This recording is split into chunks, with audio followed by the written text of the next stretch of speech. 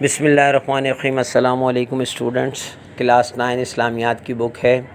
آج ہم اس کا جو ہے باب اول قرآن مجید کا جو حصہ بے چل رہا تھا اس کا لاسٹ ٹاپک ہے 4، وہ کر رہے ہیں ہم۔ لاسٹ ٹاپک ہے، اس میں سورۃ الحج کی آیات 39 40 ہے، سورۃ توبہ کی 24 اور 33۔ ٹھیک ہے، یہ اس کے کویشچن آنسر ہیں۔ پیج نمبر 42 پر 3 آیات ہیں اور اس کے بعد جو ہے 3 ہی لانگ کویشچن ہے۔ تو پہلے ہم آیات کی طرف چلتے ہیں۔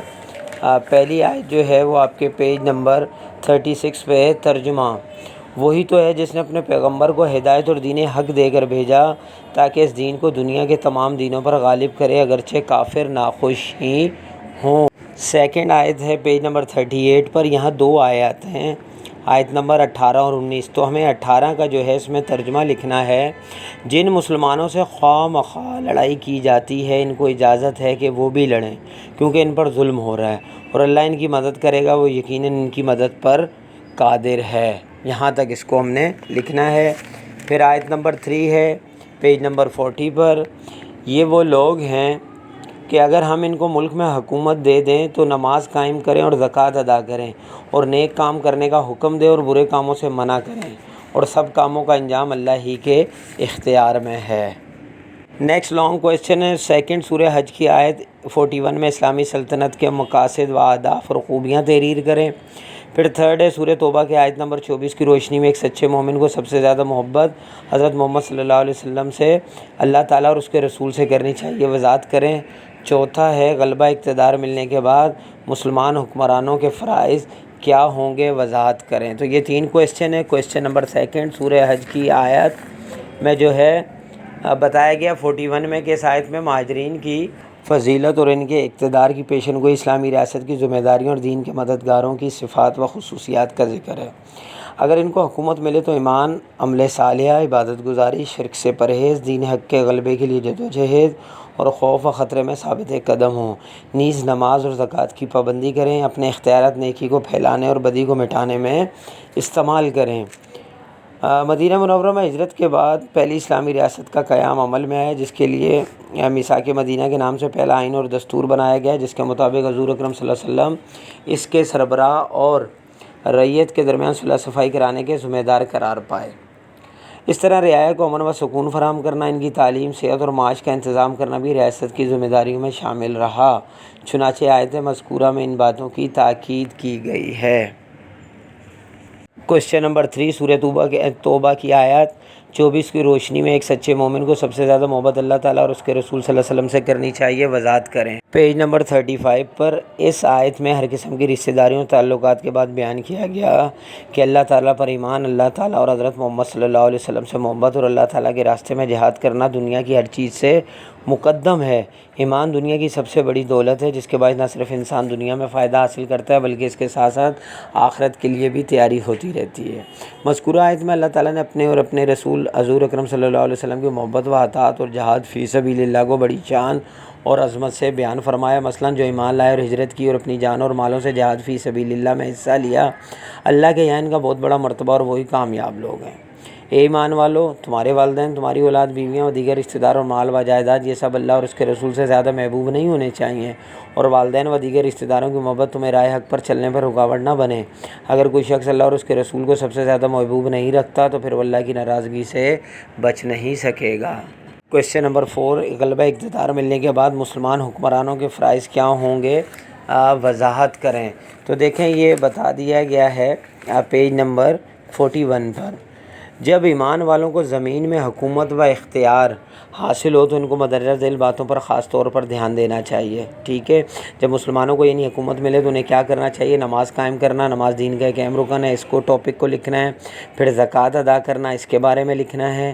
اور پھر تیسرا امر بالمعروف اور نہی عن المنکر، یعنی نیکی کو پھیلانا اور برائی کو روکنا، یہ بھی حکومت کا کام ہوتا ہے، تو حکومت کو یہ کام جو ہے وہ کرنا چاہیے۔ تو تینوں کام جو ایمان والوں کی زمین میں حکومت بنتی ہے کسی بھی علاقے میں، تو ان کو یہ کاموں پر دھیان دینا چاہیے۔ اس کے بعد یہ آپ کے جو ہیں عربی کے ڈیفیکلٹ ورڈز ہیں، ان کی میننگ میں نے جو ہے یہ اس کو الگ الگ کر کے لکھ دیا ہے تاکہ آپ آسانی سے، ویسے تو بک میں موجود ہیں، پیجز نمبر میں بتاتا، میں نے وہ ورڈز ہی آپ کو الگ کر کے اس میں دکھا دیے ہیں، آپ ان کو یہاں سے جو ہے وہ نوٹ کر لیجئے گا۔ اچھا، اس کے بعد جو ہے مندرجہ ذیل سوالات کے مختصر جوابات جو ہیں وہ تحریر کرنے ہیں، ٹھیک ہے۔ اس میں پہلا ہے اللہ تعالیٰ اور حضرت محمد صلی اللہ علیہ وسلم سے محبت کا معیار کیا ہونا چاہیے۔ سیکنڈ ہے قرآن مجید میں اذان قتال کی حکمت کیا۔ اذن بولتے ہیں اجازت لینا، اجازت دینا جیسے نا، تو قتال کی اجازت کیوں دی گئی، اس کی حکمت بیان کریں۔ تھرڈ ہے مکی دور میں مسلمانوں کی حالت کیا تھی۔ اور چوتھا امر بالمعروف و نہی عن المنکر سے کیا مراد ہے۔ پانچواں اللہ تعالیٰ سے مدد ملنے کی چند صورتیں تحریر کریں۔ تو جو کویسچن نمبر 1 ہے وہی نبی اللہ اور نبی کی محبت کا، تو یہ شارٹ جو ہے پیج نمبر 36 پہ موجود ہے، جو لانگ میں بھی تھا آپ نے اس کو یہ پیراگراف شارٹ میں لکھنا ہے۔ یہ شارٹ 1 کا آنسر ہو گیا۔ اچھا جی، اس کے بعد جو ہے آپ کا شارٹ 2 جو کویسچن ہے کہ یہ جو چیز پوچھی گئی ہے آپ سے کہ قرآن مجید میں اذان قتال کی حکمت کیا بتائی گئی ہے، تو وہ آپ کو حکمت یہ بتائی گئی ہے ان آیات، پیج نمبر 39، ان آیات میں جہاد کی حکمت یہ بیان کی گئی ہے کہ جتنے انبیاء، جہاد قتالی کو کہتے ہیں، کہ جتنے انبیاء کرام علیہ السلام دنیا میں آئے انہوں نے اپنی امتوں کو صرف اکیلے اللہ تعالیٰ کی بندگی کی تعلیم دی اور اقامت دین کے لیے بہت کوششیں کی اور اس کے لیے عبادت گاہیں بنوائی۔ مثلا عیسائیت میں خانقاہیں، سمائیں کلیسیا، یہودی مذہب میں عبادت کی صلوات، اور اسلام میں مسجدیں بنائی گئیں۔ جو لوگ ان آسمانی مذاہب کے مخالف تھے وہ ان کی عبادت گاہوں کے منہدم کرنے کی مہم میں تھے، اس لیے جہاد کے ذریعے ان کا دفاع کیا جائے۔ پھر مظلوموں کی داد رسی کرنا، فسادیوں اور ناشکرے اور عیب شکنی کرنے والے لوگوں کو سزائیں دینا، دنیا میں امن و سکون لانا اور اعلاء کلمت اللہ کے لیے کوشش کرنا بھی جہاد کی حکمتوں میں شامل تھا۔ تو یہ حکمتیں تھیں۔ پھر تھرڈ ہے مکی دور میں مسلمانوں کی کیا حالت تھی، تو پیج نمبر 39 پر دیکھیں۔ مکہ مکرمہ میں اعلان نبوت سے لے کر ہجرت مدینہ تک کے 13 برس مسلمانوں اور خود حضور اکرم صلی اللہ علیہ وسلم کے لیے نہایت صبر آزما اور مشکلات والے تھے، جہاں پر تکلیفوں اور سختیوں پر رد عمل کی بجائے صبر و ضبط کا حکم تھا اور کسی قسم کی جوابی کارروائی سے روکا جاتا رہا۔ شارٹ نمبر 4 ہے امر بالمعروف اور نہی عن المنکر سے کیا مراد ہے بھائی، تو پیج نمبر 41 پر معروف کے معنی ایسی نیکی اور بھلائی والے کام جسے سب اچھا سمجھتے ہو، منکر کے معنی ہر قسم کی بدی یا برائی جیسے سب برا اور ناپسندیدہ سمجھیں۔ سماج میں اچھے کاموں کو فروغ دیا جائے اور ایسے لوگوں کی حوصلہ افزائی کی جائے جو معاشرے کے لیے کارآمد ثابت ہو۔ اسی طرح جن لوگوں سے معاشرے کے بگاڑ اور فساد کا اندیشہ ہو ان لوگوں کو بدی، برائی، فسق، فجور، تکبر و غرور سے روکنا اور ان کے لیے سزائیں اور قوانین نافذ کیے جائیں تاکہ معاشرے میں امن و سکون کا دورہ ہو۔ کویسچن نمبر 5 ہے اللہ تعالیٰ سے مدد ملنے کی چند صورتیں تحریر کریں، تو بہت شارٹ سی دی ہوئی ہیں یہ پیج نمبر 39 پر۔ ان آیات میں اذان جہاد کی اجازت دینا، مسلمانوں کی امداد کا وعدہ، مہاجرین کی ہمت افزائی اور قتال کی اجازت، میں نے وہیں اوپر لکھ دیا اجازت۔